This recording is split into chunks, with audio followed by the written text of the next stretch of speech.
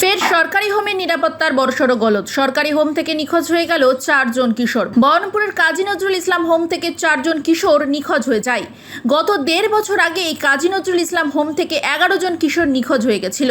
তার রেশ কাটতে না কাটতে ফের সেই সরকারি হোম থেকেই নিখোঁজ হয়ে গেল 4 জন কিশোর। পুলিশ সূত্রে জানা গিয়েছে, প্রাথমিকভাবে মনে করা হচ্ছে হোমের ভেতরে গ্রিল কেটেই এই 4 জন কিশোর পালিয়ে যায়। কিন্তু তাহলে কোথায় নিরাপত্তা? সরকারি হোমে কেন নেই পর্যাপ্ত নিরাপত্তা রক্ষী? হোমের গ্রিল কেটে তারা পালিয়ে গেল, কিন্তু কারোর চোখে পড়ল না। পালিয়ে গেছে না নেপথ্যে অন্য কোনো রহস্য উঠে আসছে, সেই নিয়ে প্রশ্ন। তোমার কি আছে এখানে? আমার নাতনি। নাতনি আছে? হ্যাঁ। কবে থেকে আছে? কদিন হলো? 4 দিন। এইখান থেকে শুনেছে এখানে 4 জন এখান থেকে পালিয়ে গেছে, গ্রিল কেটে শুনেছে? না, ও সব কিছু শুনিনি। যে পালিয়ে যাচ্ছে এখান থেকে, কি বলবেন? এটা তো এখন তো আমাদের তো মেয়ে। হ্যাঁ, না না, এই যে এই ভিতরে তো এত নিরাপত্তা, বাইরে থেকে ঢুকতে দেওয়া হয় না কাউকে। সেটাই। ভিতর থেকে কিভাবে এভাবে পালাচ্ছে, কি বলবেন?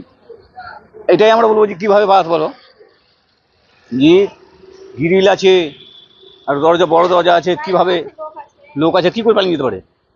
এটাই বলবো। মানে নিরাপত্তার ব্যবস্থা কি থাকে না? নিরাপত্তার লোক থাকে না? তা আমরা কি বলবো? আমরা তো বাইরের লোক। দেখা করতে দেয় না, দেখা করতে দেয় না। না, যাই না। কালকে এসেছিলাম, তাও ঘুরিয়ে দিলাম আমাদেরকে। বলছে হবে না। ঢুকতে দেয়? না, দেয় না। ঢুকতে দেয় না? মানে এই তারপরে শোনা যাচ্ছে যে সেখান থেকে 4 জন পালিয়ে গেছে, কিভাবে পালালো এত নিরাপত্তা রক্ষীর পরে? ওরা কেমন দায়িত্ব আছে যে নিরাপত্তার ব্যাপারে মেয়ে পাচার হয়ে গেছে? কি বলবেন তাহলে? এই যে পালিয়ে যাচ্ছে, আপনাদেরকে তো ঢুকতে দেয় না, এত নিরাপত্তা।